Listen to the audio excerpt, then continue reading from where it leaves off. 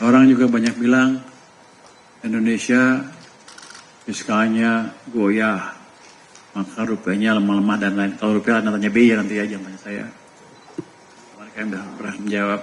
Tapi kalau kita lihat dari ketahanan energi, kita itu amat kuat. Itu nomor 2 tuh, kalau sebelah kanan tuh.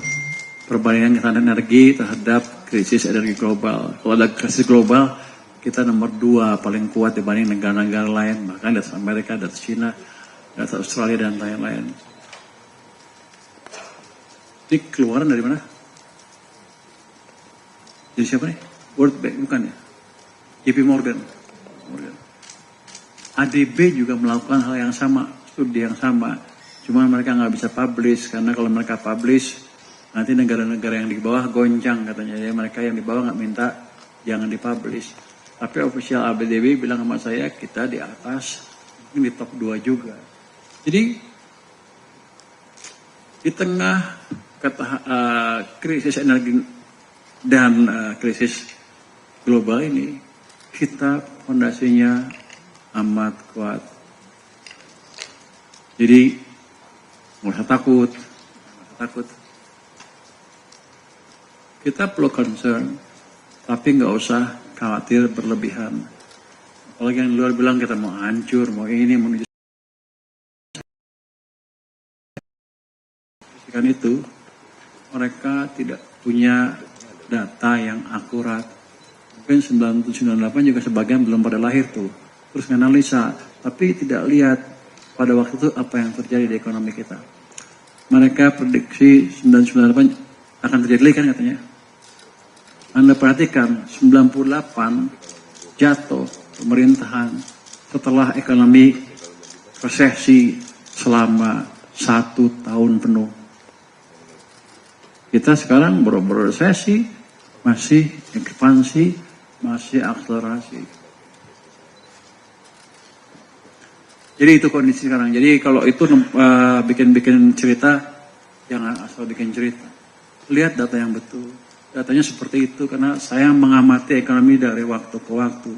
Jadi kondisi kita stabil, aman. Ada tantangan, ya. Tapi kita monitor terus, orang kita perbaiki terus dari waktu ke waktu. Kita akan pastikan domestic demand kita kuat dan kita pastikan juga daya saing barang kita di luar negeri akan bagus. Antara apa?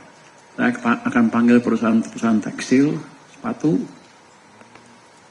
yang membutuhkan permajaan mesin segala macam akan saya kasih bunga rendah lewat program dari Lembaga Penjamin Ekspor Indonesia. Nanti saya akan tanyakan ke Kementerian Perindustrian, perusahaan-perusahaan mana aja yang butuh itu. Jadi kita akan lebih aktif menghidupkan private sector. Karena private sector kontribusinya berapa? 90% kira-kira perekonomian. Next. Ini surplus neraca perdagangan menopang ketahanan eksternal Indonesia. Itu di tengah gejolak seperti ini, barang kita masih bersaing di pasar global.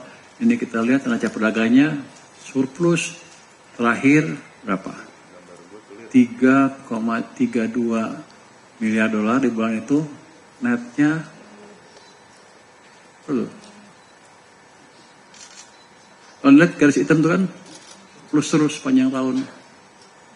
Jadi kondisi eksternal belum pengaruhi secara negatif ekonomi kita. Ini surplus berarti kita masih bisa bersaing di pasar global. Lihat ekspor Januari-Maret mencapai 66,48 miliar, impor mencapai 10,05 miliar, 61,30 miliar.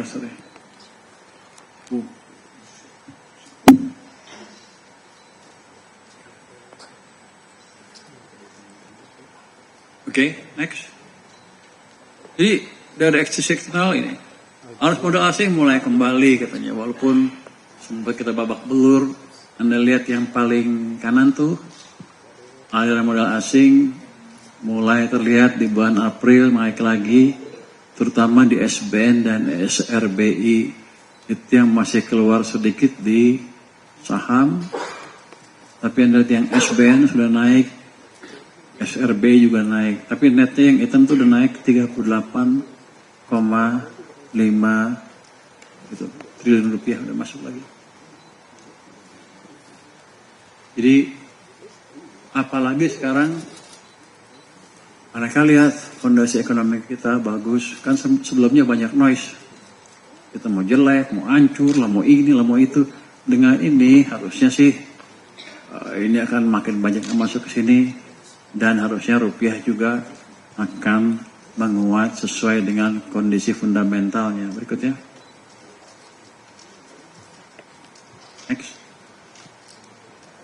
Inflasi. Inflasi yang 7. Ini beda. Nah, ini dia. Manjat ya.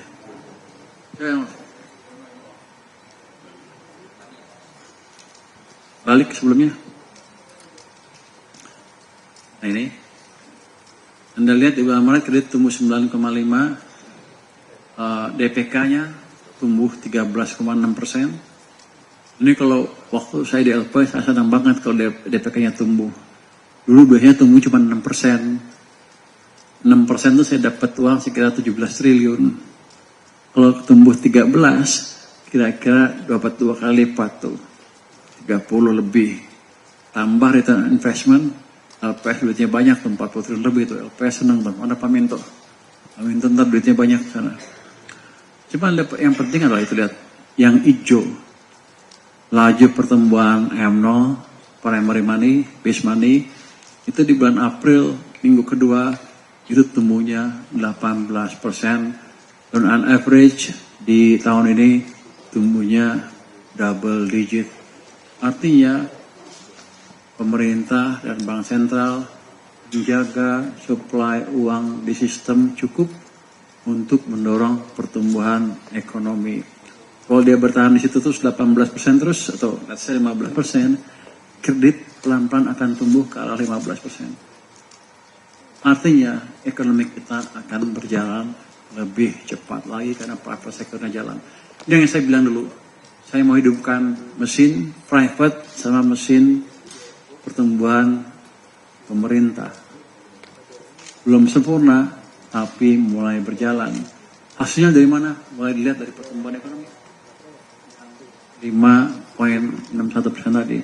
Dan di suku bunga juga kelihatan mulai turun. Kalau bunga turun kan biasanya ya, cost of capital turun, ekonomi akan jalan lebih cepat. Jadi, ini adalah resep fondasi